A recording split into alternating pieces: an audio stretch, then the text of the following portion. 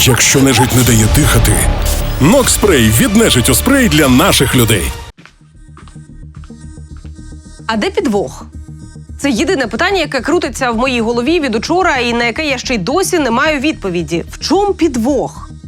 Якщо ми не змусимо Російську Федерацію припинити вогонь, ми просто продовжимо воювати і забезпечувати Україну. Привіт, мене звати Катерина Соляр, і тут не буде звичного нам з вами відліку годин і хвилин. Бо тут, як у вакуумі, застиг лише один час – 24 години до тимчасового припинення вогню. Спочатку на 30 днів, а далі, можливо, і назавжди. Утім, так далеко я би не забігала. Україна. Припинення вогню. Щойно узгодили. Тепер треба піти до Росії. Сподіваюся, Путін погодиться також. Ми зустрінемося з ним сьогодні-завтра. Чи говорите ви з Путіним? Я поговорю з Путіним. Для танго потрібні двоє. Сподіваюся, він погодиться. Це означатиме, що ми пройшли 75% шляху. Решта – це переговори, території, позиції. Але повернемося до питання, з якого я розпочала. Де підвох? Ні, не подумайте, я вірю в прорив, переговорні спроможності нашої команди. Але давайте чесно, я не очікувала такого результату. Та що там, ніхто не чекав. Західні ЗМІ напередодні максимум давали Україні шанс на поновлення обміну розвідданими. І це, точно було не точно. А Україна повернула не тільки розвіддані, а й військову допомогу, тобто байденівський PDA. Я розумію, що це звучить як «хочеш зробити людині добре, зроби їй погано, а потім поверни все назад». Але до того, що нам повернули назад, українська делегація ще й спромоглася перезавантажити відносини зі Сполученими Штатами із повторним запрошенням Зеленського до Білого дому. Не знаю, як буде далі, але головне на сьогодні те, що тепер на Україну не можна буде перекласти відповідальність за небажання йти на мирне врегулювання. Як сказав Рубіо, м'яч на боці Росії. Щоправда, можливо, на Росії більше звикли грати в хокей. Ми уважно вивчаємо фамільярності, які були прийняті в Джиді.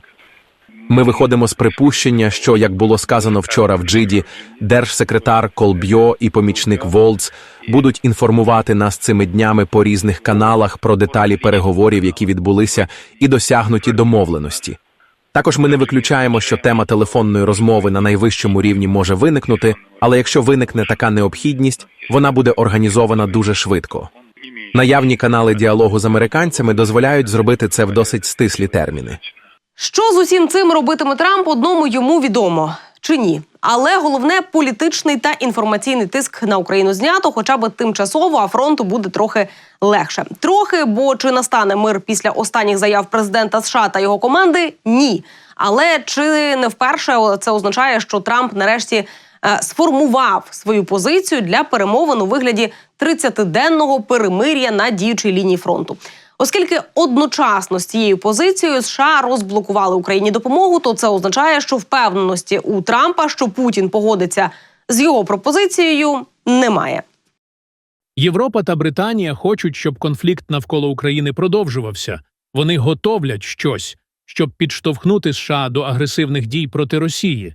До речі, що готують Британія та Європа? Макрон закликав союзників розпочати планування гарантій безпеки для України. Президент Франції під час зустрічі із начальниками штабів у Парижі 11 березня закликав перейти до планування гарантій безпеки для України після завершення війни. Як пише Le Figaro, політик заявив, що через прискорення мирних переговорів необхідно перейти від концепції до плану, щоб визначити надійні гарантії безпеки для можливого тривалого миру. До слова, ця зустріч відбувалася без представників з боку США і є конкретним кроком, на який здатна Європа в умовах відсутності допомоги від Америки. Також глава МЗС Німеччини Налена Бербок висловила сподівання, що підсумки переговорів у Джидді можуть стати важливим переломним моментом у прагненні України до міцного миру та безпеки. І додала, що тепер залежить від Росії, чи закінчать вони свою агресивну риторику і війну. Тепер м'яч знаходиться на російській стороні поля, заявив глава Єврокомісії та Ради ЄС Урсула фон дер Ляєн та Антоніо Кошта. Аналогічно висловився і президент Франції Еммануель Макрон. Прем'єр-міністр Британії Кір Стармер назвав підсумки переговорів примітним проривом і додав, що Росія має тепер погодитися на припинення вогню та боїв, цитує Стармера агентство AFP. Ну і тепер вже Росії належить продемонструвати готовність до досягнення миру. Йдеться у заяві глави європейської дипломатії Каї Каллас. А як собі уявляв мир Путін в 2024 році? Хочете, я вам напам'ятаю? Українські війська мають бути повністю виведені з Донецької, Луганської народних республік, Херсонської та Запорізької областей. Причому, звертаю увагу, саме з усієї території цих регіонів у межах їхніх адміністративних кордонів, які існували на момент їхнього входження до України.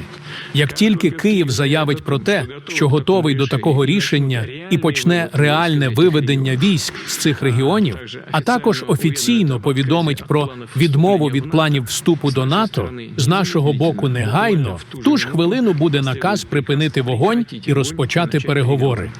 Тож, як зміниться його риторика, я думаю, ми побачимо вже в найближчі кілька днів. А поки пройдемося по риториці тих, хто був присутній на цій самій зустрічі.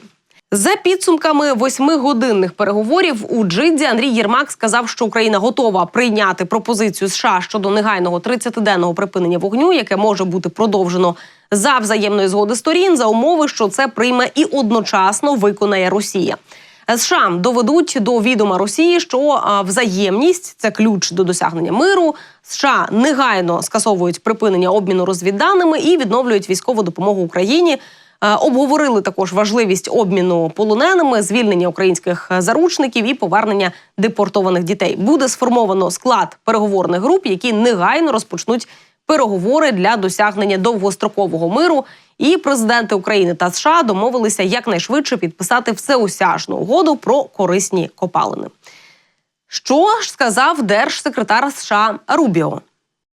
Сьогодні ми зробили пропозицію розпочати стадію припинення вогню та негайних переговорів про завершення конфлікту, щоб це було міцним та довгостроковим з урахуванням інтересів України, її безпеки та перспектив до процвітання.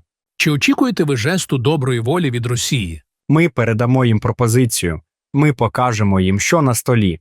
Україна готова припинити стріляти та почати говорити. Сподіваюся, Росія скаже так. Якщо ні, ми дізнаємося, що є перешкодою до миру. Найкращий жест доброї волі від Росії – сказати «так» українській пропозиції.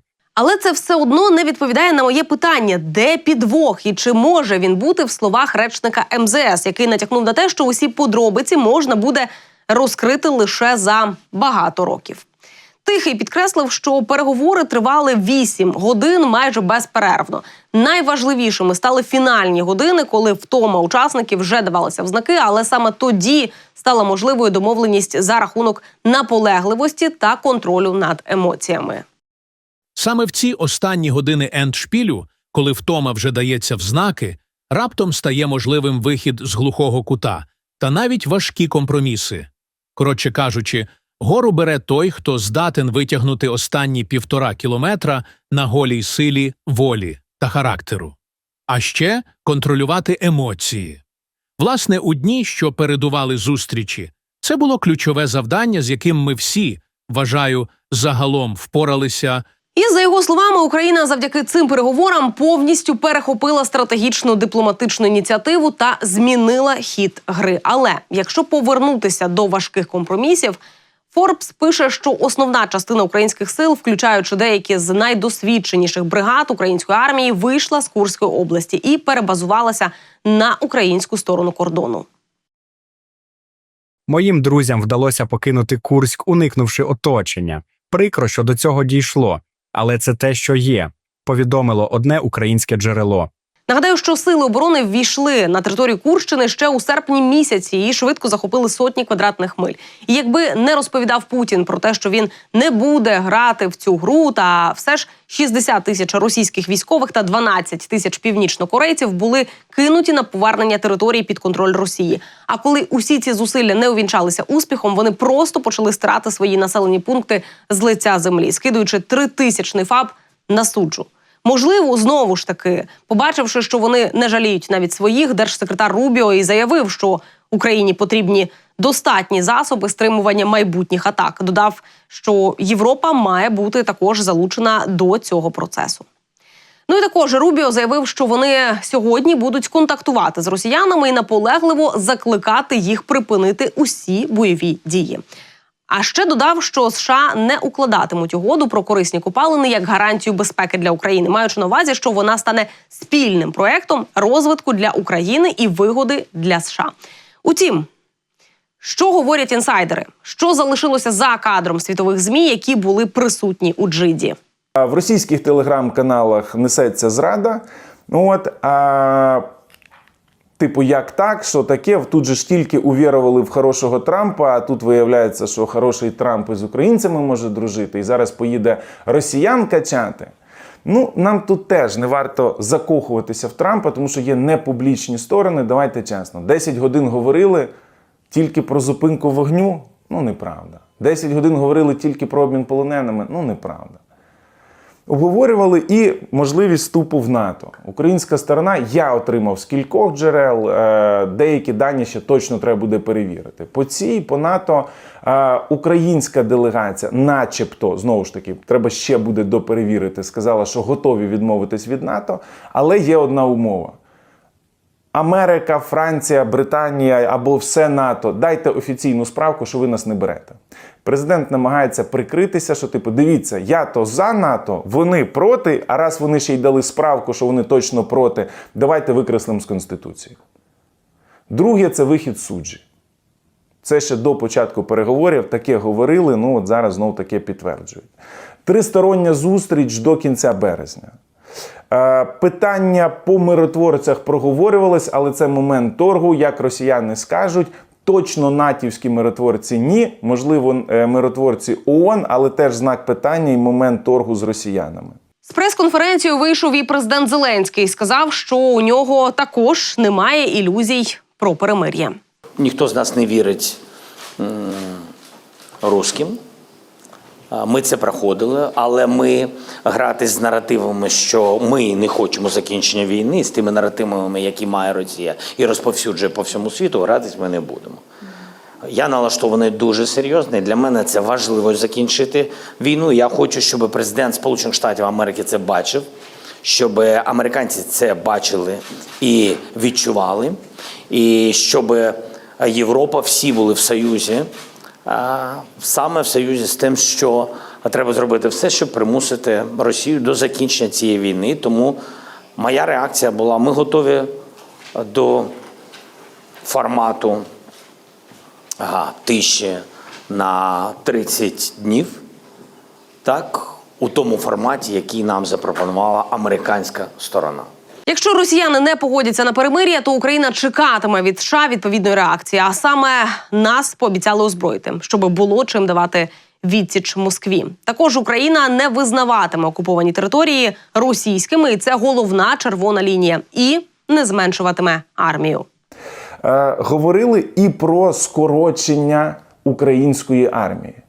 Не готовий, це дуже гучна може бути заява, не готовий зараз говорити. Мені тільки одне джерело сказало, і то те джерело, яке має інформацію не з вчорашньої зустрічі, а коли Зеленський ще ділився якраз чорновиками підготовки зустрічі з деякими західними партнерами. Формула хитрості, яку придумав Зеленський, що ми збільшимо кількісну армію, всі, хто, наприклад, в тилу, не зовсім є військовими на передовій, і ми скажемо, що ось це ми готові скоротити, а от реальні бойові частини повинні бути великими. Не хочу зараз спекулювати на цифрах, це проговорювалось. Страшне питання, коли країна проговорює скорочення армії, тому зараз не готовий, отримую ще кілька підтверджень з кількох джерел, тоді готовий буду говорити більш конкретно. Знаю цифри, але хочу перевірити. Теж не хочу бути голослівним, щоб не звинувачувати. Друге, теж до цієї ситуації, загалом до цих таємних перемовин, ставлюсь дуже обережно, тому що треба реальні підтвердження. Плюс все це частина гри, щоб нам бути добрими перед американцями, показати поганого Путіна і потім отримати сильну допомогу від американців, щоб задавити поганого Путіна. Це план Блінкена, який він ще привозив тоді, коли йшов в відставку. і казав, робіть ось так. Ну, бачимо, що робимо ось так. Якщо все йде по цьому запланованому графіку, то після закінчення війни буде скасовано військовий стан. Після цього вибори будуть проходити згідно з українським законодавством. Тобто десь літо-осінь можна готуватися до білбордів і обіцянок.